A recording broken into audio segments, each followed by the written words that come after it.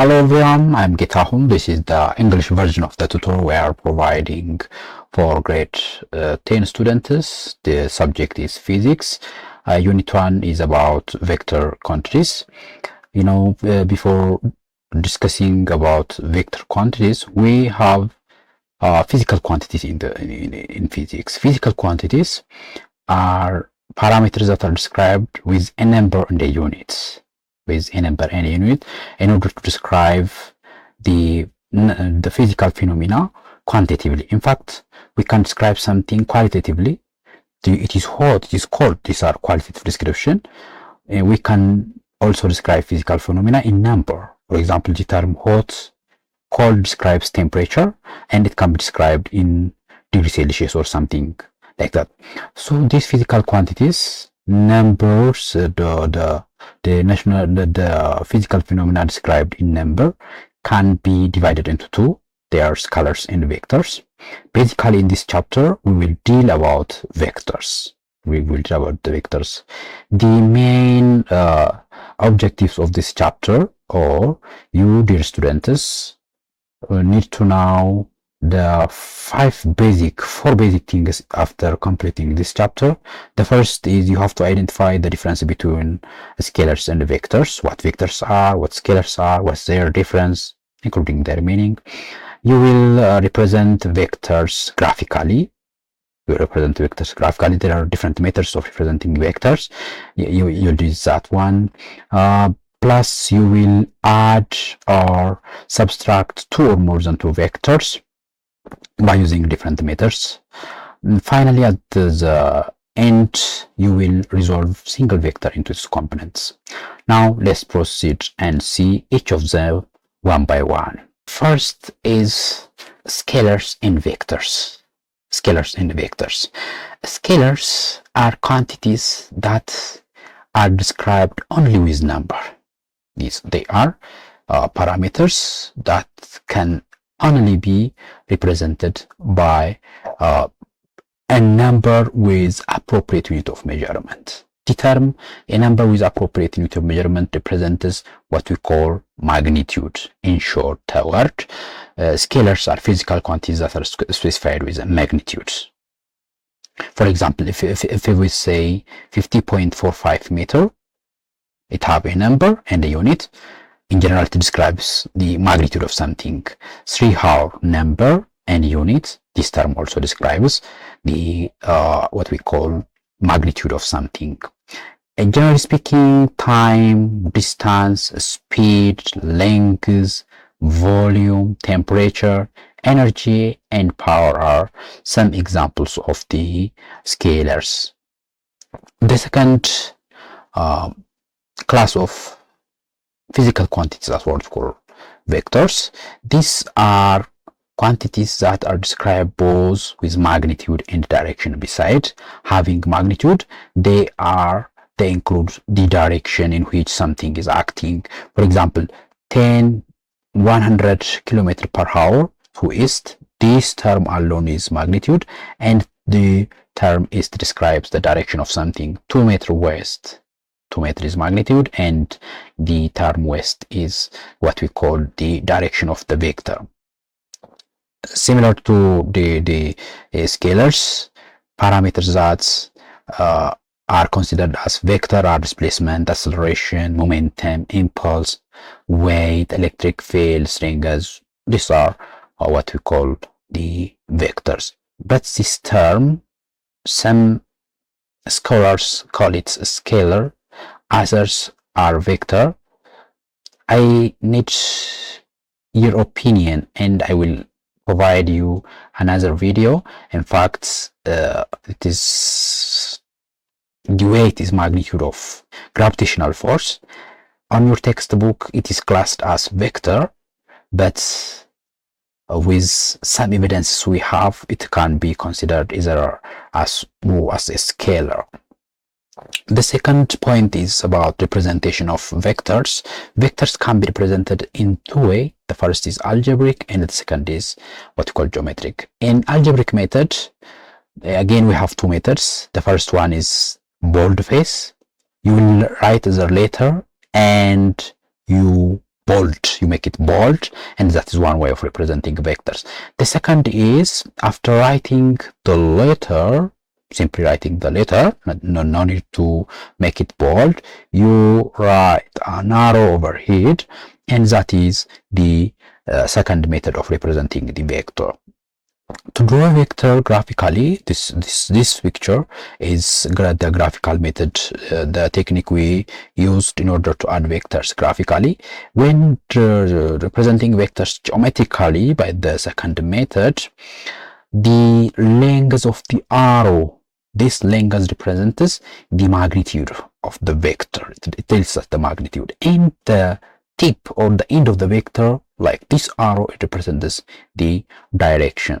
This magnitude or the length has to be drawn to the scale. It has to be drawn to the scale. So this phrase tells you that when we draw a vector, it has to be to the scale, and the reference direction is important.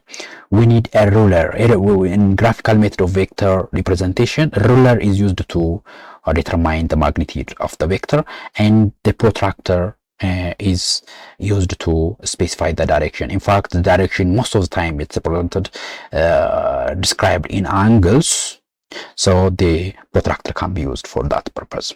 Here, draw a vector pointing 60 km east. It says it is an example question. Here, representing 16 km on a paper is impossible. Therefore, we need to have a scale first. Let our scale be let 1 centimeter be represented by represent 1 or 4 kilometer. Let's say 1 centimeter on a paper represents 4 kilometer. And how many centimeters needs can we use in order to represent 60 kilometers? If we say that 4 centimeters can represent 60 kilometers. So by using our ruler, starting from this point in direction of east, we draw a line or an arrow that is 4 centimeters, and we call it 60 kilometers east. That is the way we represent vectors graphically. Next, there are a lot of types of vector.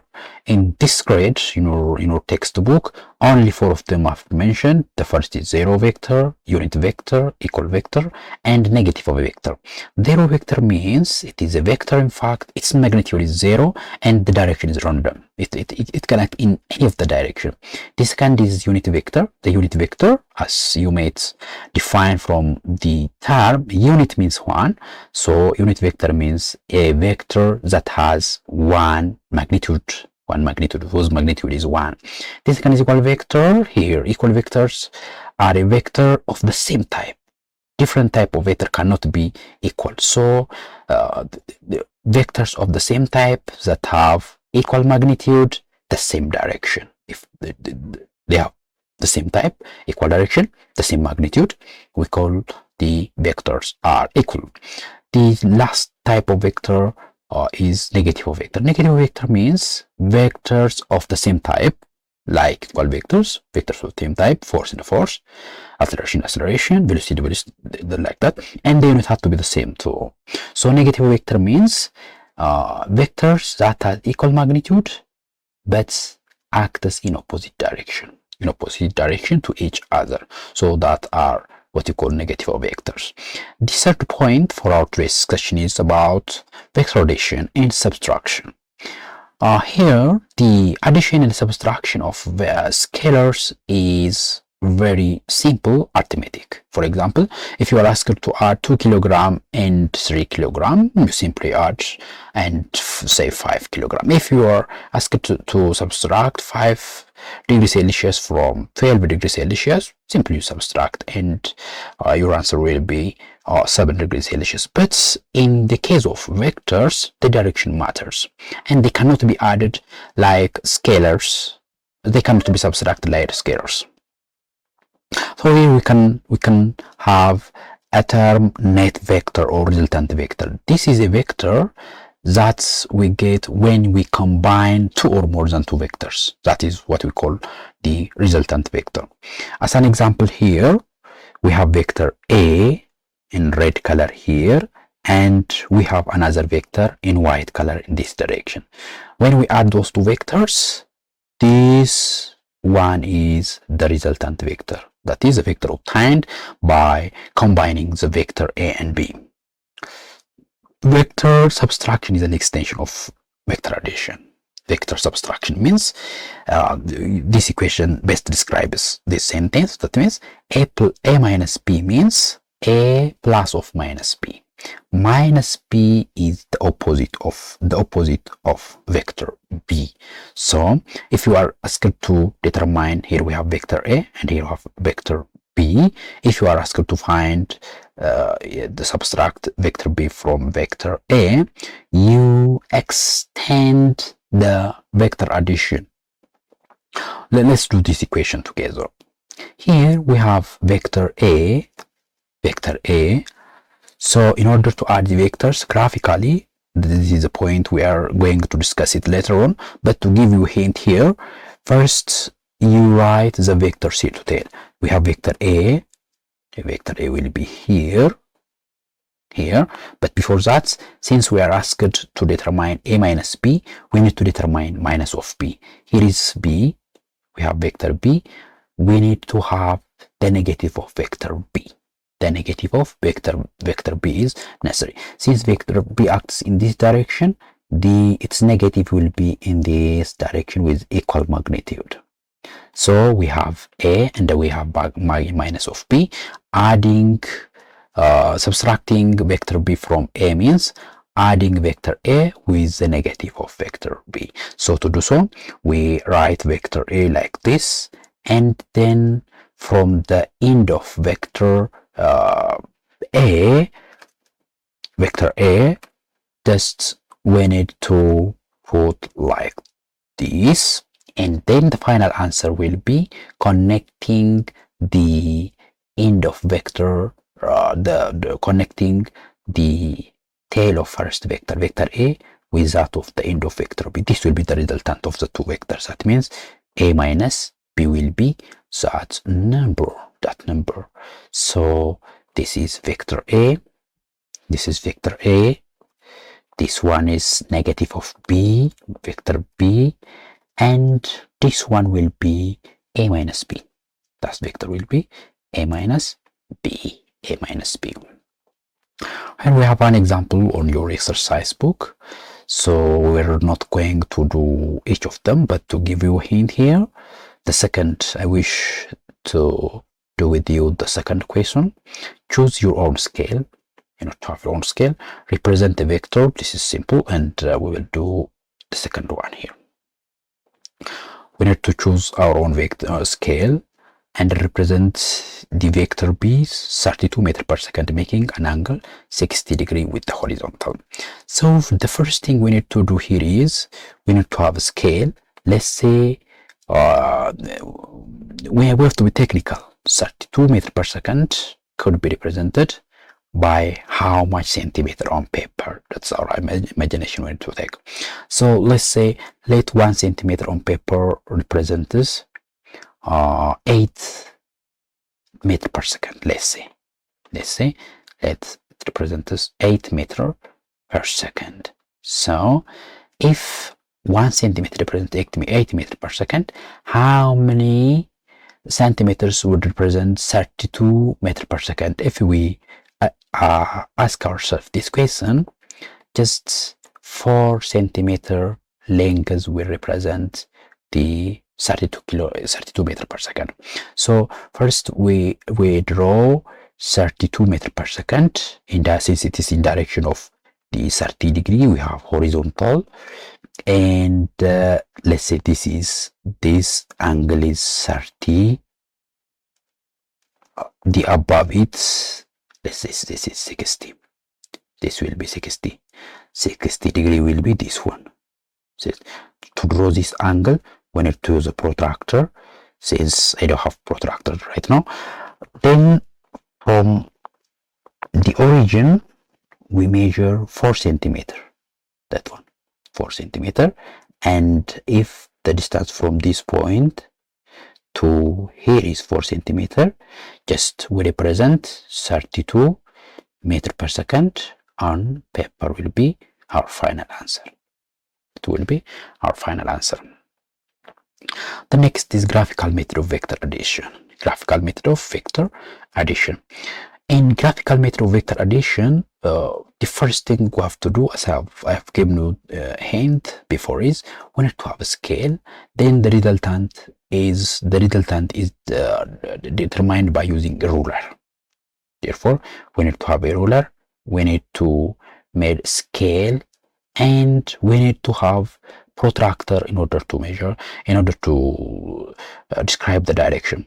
We have 3 methods of vector addition using graphical method.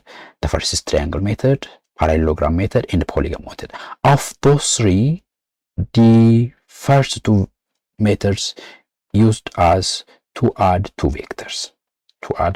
We can use 2 methods to add 2 vectors. The remaining, or the third one, can be used in order to add more than 2 vectors. So to see each of them one by one, the first is triangle method of vector addition, or this method is sometimes called head to tail method.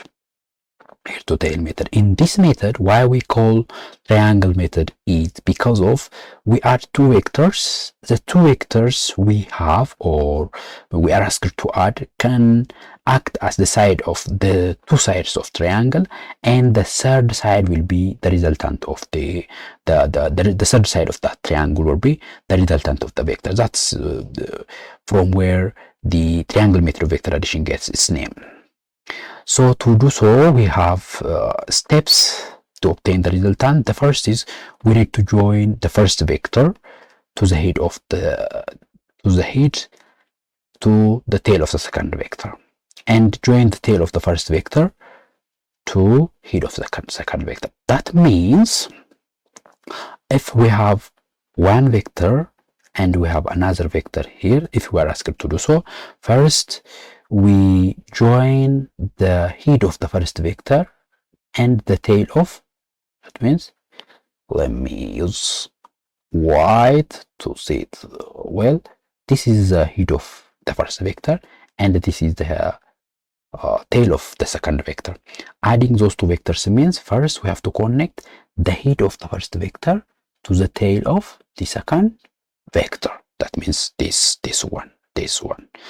Then we join the tail of the first vector to the head of the second vector. That means after we do the first step, we connect this with that of this. That's one. That is the idea behind it. Then the magnitude of the resultant will be obtained by measuring the length. That means if we measure this, starting from here to here, the result we get is the resultant vector of the 2. And don't forget to change the scale we have used first.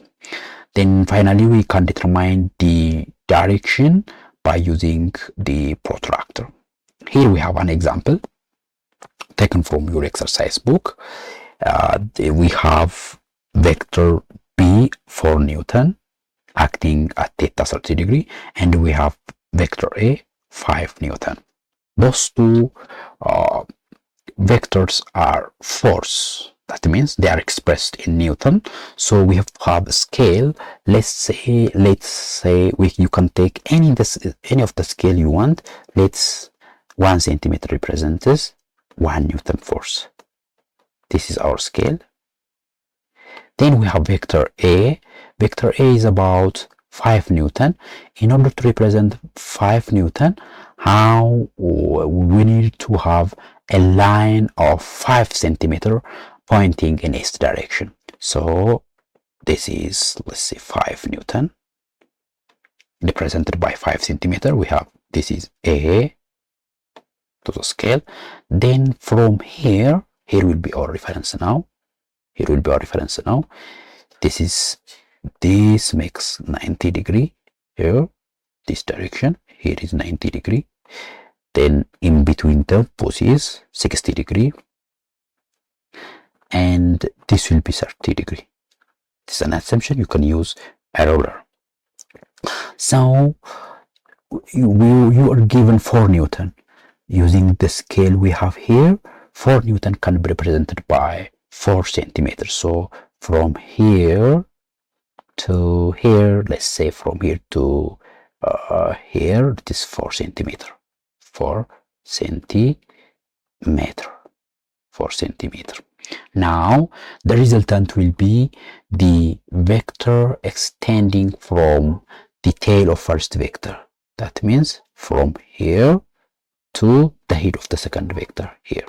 So we made a line extending from that point to that point, from here to here. This will be the resultant of the two vectors. A plus B will be that one. A plus B will be that one.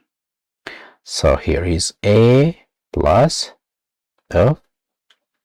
B. This is A plus B. Vector A plus vector B will be that one. This graphically. So in order to determine its magnitude, how much Newton, you have to use a ruler and measure the distance from here to here. Let the distance from here to here, you can use your ruler, let it be 7 centimeter. You will measure it. It's an assumption I have taken to show you how this method is effective. If you measure the distance from here to here 7 centimeter, you to conclude this question, you will return back to your scale. If 1 centimeter represents 7 Newton, how much force would be represented by 7 centimeter? It is a simple question. So if 1 centimeter represents 1 Newton, 7 centimeter will be represented by 7 centimeter represents about 7 Newton force, and this will be the magnitude of the resultant force. F net will be 7 centimeter. Since it is vector, we need to have a direction. The direction will be the angle measured in between the resultant and the horizontal. You can use your protractor to measure this angle, and that will be the direction of the resultant force. The second method is parallelogram method of vector addition. The parallelogram method of vector addition here, what makes it different from triangle method is, in the case of triangle method, we connect the first vector and the second vector head to tail. First vector will be connected with the tail of second vector. The head of first vector will be connected with the head of second vector. In the case of parallelogram method, if you have vectors A and vector B, to add those two vectors, you need to draw each vector to the scale with the same origin. If this is vector A, you have to draw vector B starting from here and extend those lines. You have to draw a line that is parallel to vector A. Here is vector A. You need to draw or trace a line like this that is parallel to vector A. Here where you have vector B, you need to trace a vector that is parallel to vector B like this. Then the resultant will be obtained by joining those lines here. Just like this. Yes, you measure this line, the distance of this line, measure it, and that will be the resultant. That will be the resultant vector. In fact, they are approximately the same, and this technique can be even used to show if vector addition is commutative. A plus B is equivalent with that of B plus A. You can use parallelogram method to show if vector addition is commutative. That is one thing. The third method of vector addition, I think it's not the polygon method of vector addition. If you have more than two vectors, I have told you at the very beginning, you can add it by using parallel or polygon method. The resultant of all vectors will be obtained by drawing the tail of first vector to the head of the last vector. Here you have vector A, B, C, and D. So if you are asked to add those four vectors, what you have to do is, first you will put vector A like this. Let's be. Then you join the tail of vector B to that of the head of vector A like this. Then vector C is here. Let me copy it and paste it here. You point vector C here. Then the last vector is vector D. Vector D, you'll post it like this. Okay, like this. Then once you connect the tail of the head of first vector to the head of first vector to the tail of second vector, the head of second vector to the tail of third vector, the head of third vector to the tail of fourth vector. The last thing is connecting the tail of first vector to the head of the end vector, like this, and then measure this distance, or this distance. And you have a scale when drawing those vectors. When you draw each vectors, you need to have the scale, and the method is similar. The only difference could be when you measure the direction, you trace the horizontal line and measure the angle in between the resultant and that of the horizontal line. Then using your scale and the length as you measured here, you convert it to the appropriate unit of measurement. The last point is we have a special case of vector addition. We have a special case. The first case is if two vectors act in the same direction, that means in east, or in north. Those two vectors act in the same direction. If you have such cases, the resultant will be obtained by adding the magnitude of the first vector with the magnitude of the second vector. And then the direction will be in one of the direction of the vectors, similar to each vector. That means, similarly here, it will be in upward direction. The second is when two vectors are acting in opposite direction, means one vector acts in this direction and the other acts in this direction. Here we subtract the largest vector, the vector acting in west direction, and the vector acting in east direction. Since the vector acting in west direction is larger, we subtract from west east. Then the direction will be in direction of the vector that have larger magnitude. Here is an example. C is in east direction, D is in west direction, and C plus will act in the west direction since the magnitude of vector D is larger than that of D. The last method is when you are two vectors, or if the vectors are perpendicular to each other, the angle between them is 90 degrees. In fact, you can use either parallelogram method or the triangle method, but in simple, you can use Pythagoras theorem. That means you square each sides of the vectors and add them, then taking the square root will give you the magnitude of the resultant vector, that magnitude. In order to determine the direction, you have to take the tan inverse of the vector B with that of vector A. Here is the formula we have. The last point of our today's discussion will be about vector resolution. Vector resolution is the opposite of vector addition. As you know, vector addition means combining one or more than combining two or more than two vectors, and vector resolution means splitting single vector into many components. You break down a vector into a number of vectors. There are two in fact. When those two split vectors combine, they will give the original vector. Similar, the process of breaking a vector into components is called resolving a vector into components. We have two methods of splitting a vector or resolving a vector. The first is graphical method and the second is trigonometric method. To give you the idea of using graphical method, let's say we have vector A here. Resolving this vector means which two vectors will give vector A. Just thinking. As an example, if we trace starting from here in this direction, we have one vector. And if we trace starting from the head in this direction, we have another vector. Those two vectors give this one when they are done. That is one method. Here you will use graphical method. I trace randomly this line, but in order to get the actual value of the x component of the vector, you will use a ruler to measure the x component from here to here, the one I draw randomly. Similarly, you will use ruler to measure the distance from here to here by using your ruler. And we have the direction. In fact, here there is another method. We have in this direction, and if we have in this direction, this will be another method on which we can use graphical method in order to split the single vector into its components.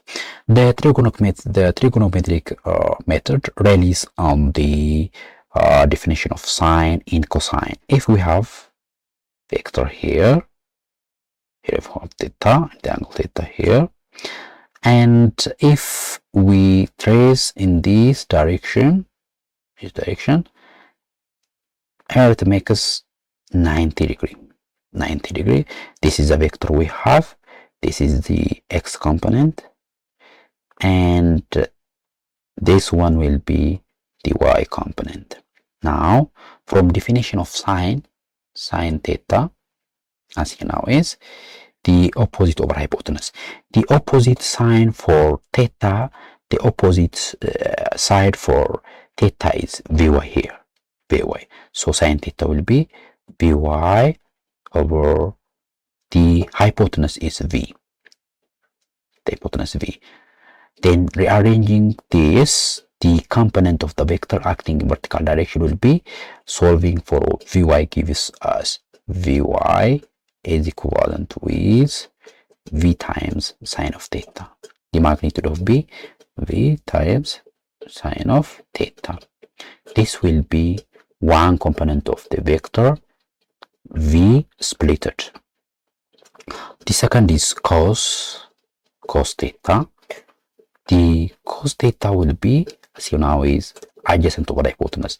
The adjacent side for theta is Vx. Therefore, it will be Vx over V again similar to the first method when determining sine theta. If you solve for Vx, what you have is Vx is equals to Vx is equivalent with V times the magnitude of V times cos of theta. Those two values, Vx equals to cos theta and Vy is equals to V sin theta, are trigonometric methods of resolving a vector into component. That means here we have a vector acting at angle theta, and if we want to resolve it into x and y components, we can use this method in order to determine Vy, and this technique in order to determine the x components of the vector. This is the end of the chapter. If you like the video, like, share and subscribe me, and if you have a question, you can ask me in the comment box. Bye bye.